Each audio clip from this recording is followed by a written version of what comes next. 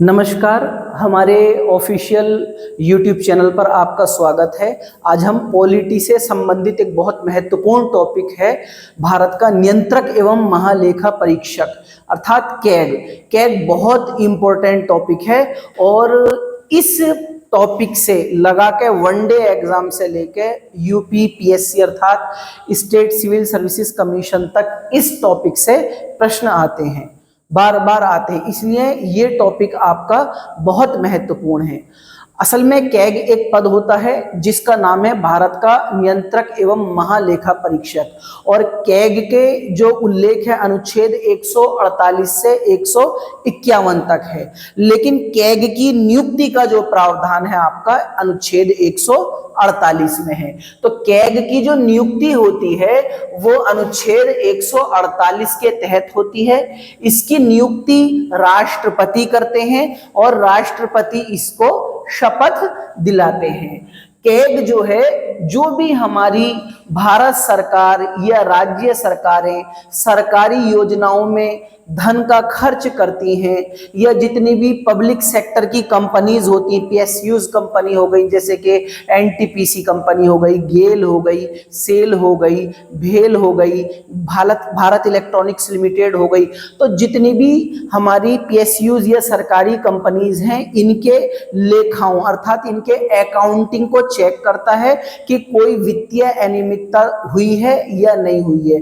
दूसरी चीज, जो भी सरकारी योजनाएं होती हैं उन सरकारी योजनाओं का भी अकाउंटिंग का परीक्षण करता है कि सरकारी योजना में जो राजकीय धन खर्च हुआ है उसका उस धन के खर्च होने में कोई वित्तीय अनियमितता तो नहीं हुई। अर्थात जो आपका कैग है, कैग जो है आपका लोक धन अर्थात जो पब्लिक धन होता है, सरकारी धन होता है, उस धन का संरक्षक होता है। चूंकि यह चेक करता है कि किसी सरकारी धन के खर्च में बेईमानी तो नहीं हुई, तो ये मुख्य रूप से कैग का काम होता है।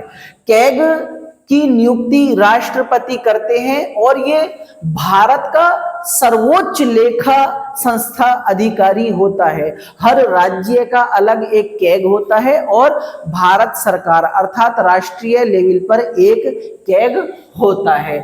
यह एक संवैधानिक निकाय है।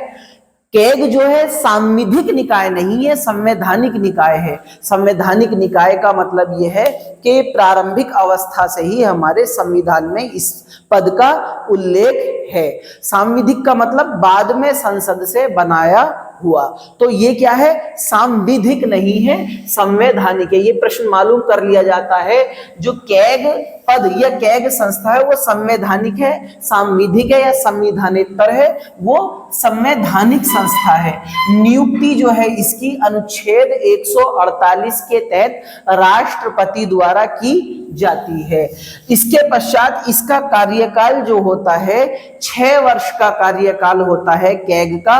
6 वर्ष या 65 वर्ष की आयु, 6 वर्ष या 65 वर्ष की आयु, इन दोनों में से जो भी पहले हो जाए उतना ही कैग का आपका कार्यकाल होता है। यदि कैग को उसके कार्यकाल से पहले ही हटाया जाए तो कैग को हटाने की जो व्यवस्था है, जो सिस्टम है, वही है जो एक सुप्रीम कोर्ट उच्चतम न्यायालय के न्यायाधीश को जो हटाने की प्रक्रिया है उसी प्रक्रिया से कैग को हटाया जाता है। अर्थात विशेष बहुमत के साथ कैग को उसके पद से हटाया जा सकता है कार्यकाल पूर्ण होने से पहले ही। इसके पश्चात अगर हम देखें कि कैग को जो वेतन एवं भत्ते मिलते हैं वो भारत की संचित निधि से मिलते हैं। भारत की या किसी भी राज्य की 2 निधियां होती हैं, एक आपकी संचित निधि होती है, संचित निधि भारत की भी होती है, हर राज्य की अलग संचित निधि होती है, और संचित निधि आपका आकस्मिक निधि भारत सरकार की भी होती है और राज्य सरकार की भी होती है।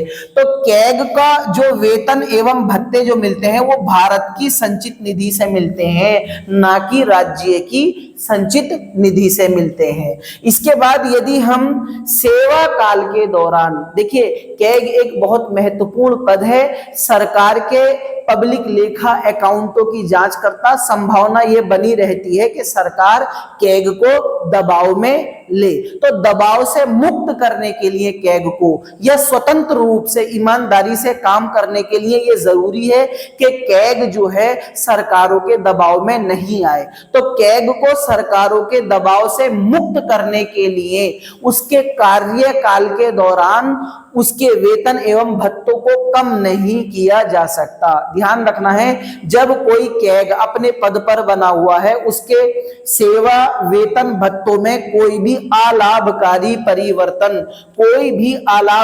परिवर्तन नहीं किया जा सकता।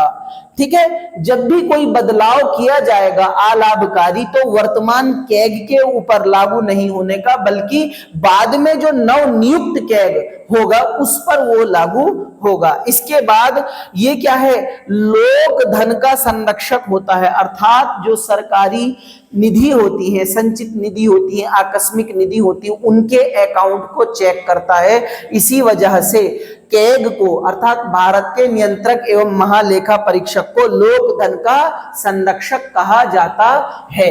इसके पश्चात कैग को वित्तीय लोकतंत्र का प्रहरी कहा जाता है। इस लाइन का मतलब भी यही है, वित्तीय लोकतंत्र का मतलब यह है सरकारी पैसा जो खर्च हो रहा है उसके अकाउंटिंग की जांच करता कि कोई बेईमानी तो नहीं हुई।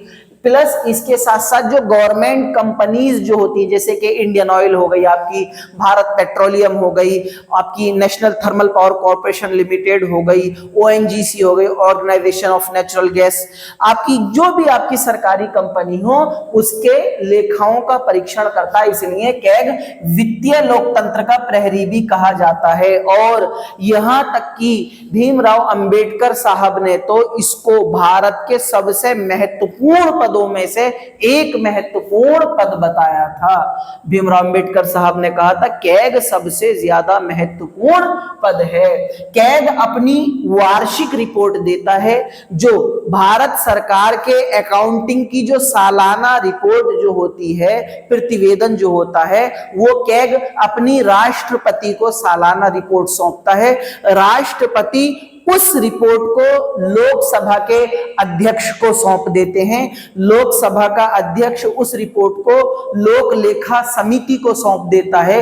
लोक लेखा समिति उस पर जांच करती है। जांच करने के बाद कैग की रिपोर्ट को स्वीकार करना या अस्वीकार करना अंतिम निर्णय लोक लेखा समिति का होता है।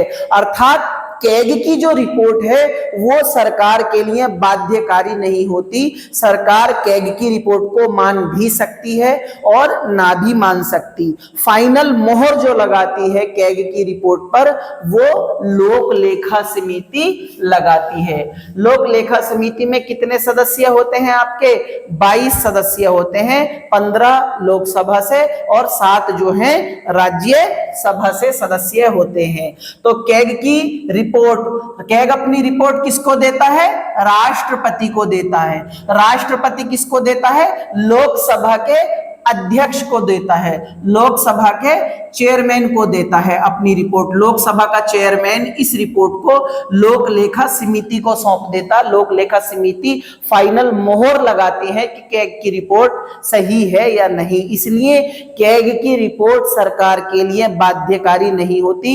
मान भी सकती है कैग की रिपोर्ट सरकार, ना भी मान सकती। इसके बाद कैग का जो पद है भारतीय संविधान में इंग्लैंड या ब्रिटिश से लिया गया है, अंग्रेजों से लिया गया, मतलब इंग्लैंड से लिया गया कैग के पद का स्रोत जो है। और प्रथम कैग जो थे वो वी नरहरि थे। वर्तमान कैग जो हैं, अभी जो कैग हैं वो के संजय मूर्ति जी हैं। तो कैग बहुत इंपॉर्टेंट टॉपिक है। एक ही ग्लांस में, एक ही 4-5 मिनट में आपको हमने एक सकारात्मक प्रयास किया है कि ये वीडियो में सारे कैग से संबंधित पहलुओं को कवर किया जाए। आशा करते हैं ये वीडियो आपको बहुत पसंद आई होगी। फिर मिलते हैं जल्दी ही एक नेक्स्ट वीडियो में। धन्यवाद।